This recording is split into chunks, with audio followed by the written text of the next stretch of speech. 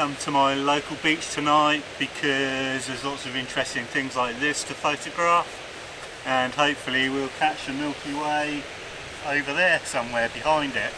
I'm not sure whether the tide will come in and cover these by the time the Milky Way's out, but there's plenty of other stuff on the shoreline, so we'll give it a go.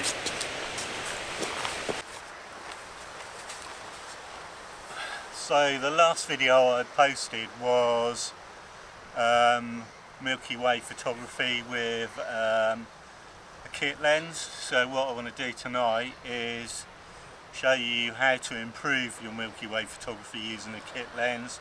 There's certain techniques and tools within the camera, most modern mirrorless cameras, that allow you to reduce the amount of noise created in astrophotography nightscape image. So we're going to wait till it gets dark and we'll run through those, or I might even show you the settings that I use on the camera before we get too much darkness. The sun's just set, it's absolutely stunning down here at the moment, so let's crack on. So I'm going to be shooting with Nikon Z50 tonight. So we're going to be using the 16-50 kit lens at 16mm, which gives us f3.5, and we're going to use 20-second shutter speed at about ISO 6400, which is about as good as we're going to get with this combination. So what we need to do now is go into the menu.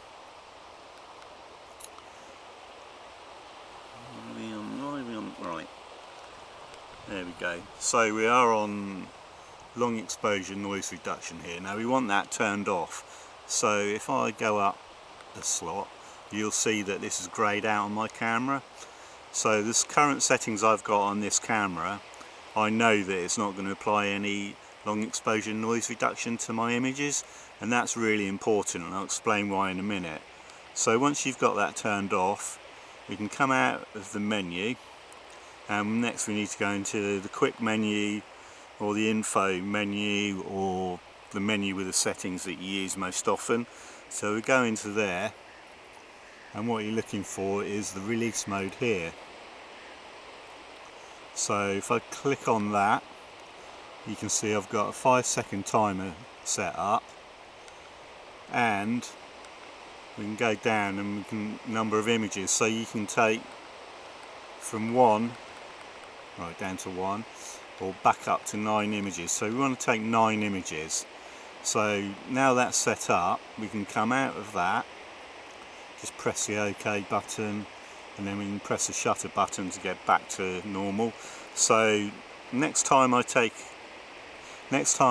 the shutter button, the camera is going to take 9 images consecutively with only maybe 1 or 2 seconds between each image.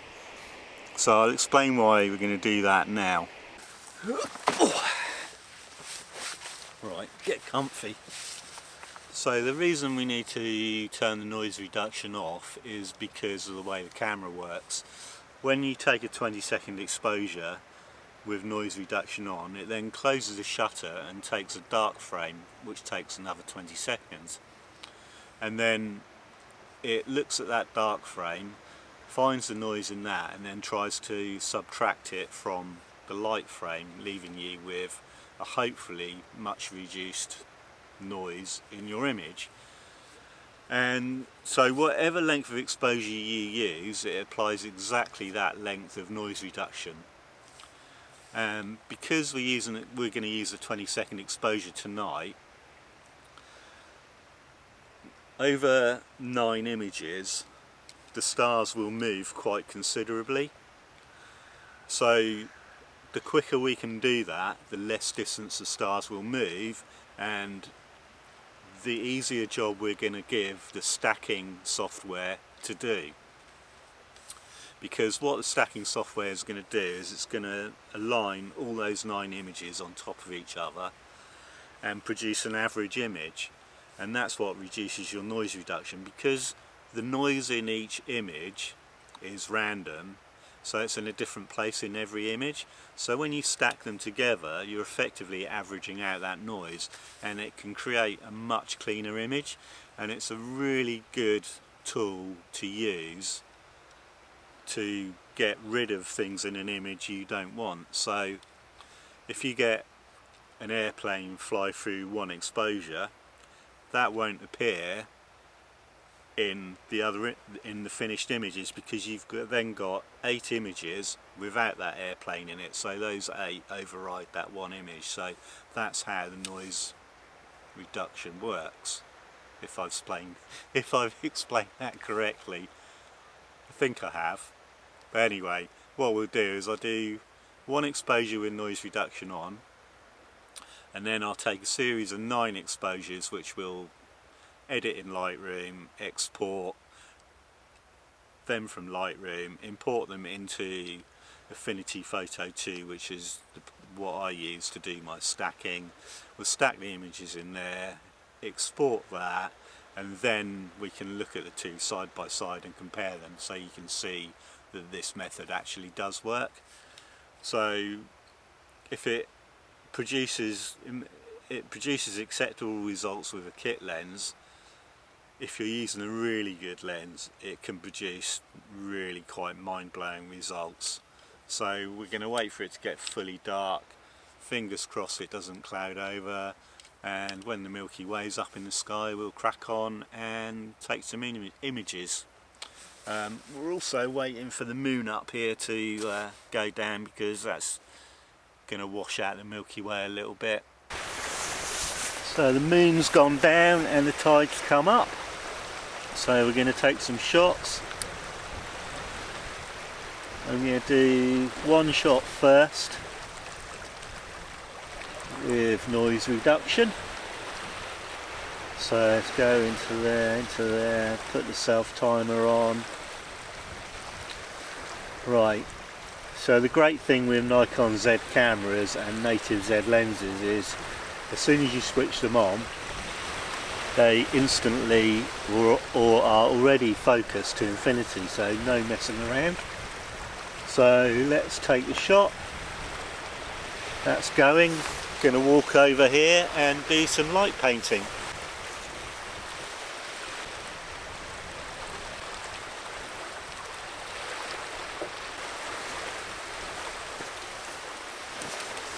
So that's my one exposure done.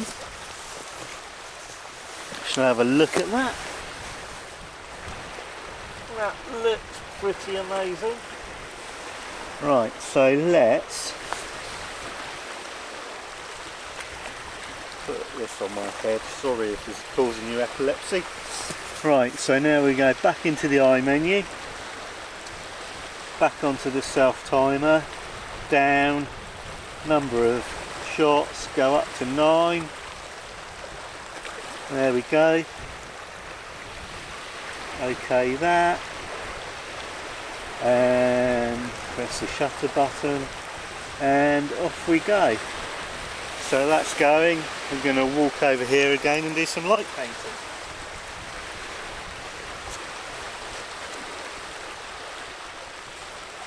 Right, so we're back home now. I've done all my editing of the photos I took last night, and this image here is the single exposure with the noise reduction, and then along here we've got the multiple exposures that we did that we're going to use for stacking. So you click on them and you can see it's a slightly different framing. So what you'll notice in these shots is you've got this light on the horizon here, which is a ship going past, and it moves along. See that? So it started off here and it ends up here. Now that miraculously, because of the stacking, is going to disappear from our final image. We'll wait for the man on the moped to go past. Right, so what I've done is I've edited all the images in Lightroom. I've already exported them, so if I close this, you'll see that the single exposure here is here, and then our 9 images down here that we're going to use for stacking. So what we're going to do is go down here and open up Affinity Photo 2. Then we're going to go up to File, click on that, and we're looking for New Stack. There it is there in blue, highlighted. We'll click on that. We click on add down here, and this is a single exposure, we don't want that. These images here are the 9 successive images that we want to stack. So we click on one of those, highlight all of them, click open. Right, so our 9 images now appear here. I won't scroll down so you can see them, but they're there. So we click on add here. No, we won't, we'll go back because we've already done that. Right, what we want to do is click on OK down here, idiot. So what Affinity Photo 2 is doing is stacking those images and aligning them now. So there you have it here. This is our final image that we want to keep. So we're going to go back up to File, go down the menu to Export, export that. It's generating a preview at the moment, so there it is. Then if we go down here and click on Export, and what we'll do is we'll call this Stacked Z50.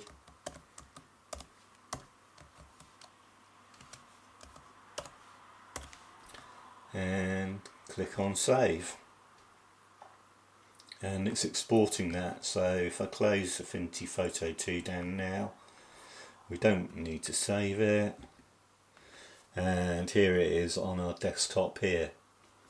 So let's double click on that, expand it, and that's our stacked image there. So what I'm going to do now is I'm going to import this into my video editing software, include it into my video so you can see and compare this to the single exposure image. So let's go and do that. So here are 2 images, single exposure on the left, stacked on the right, and they both look good, but we need to look a bit closer than this.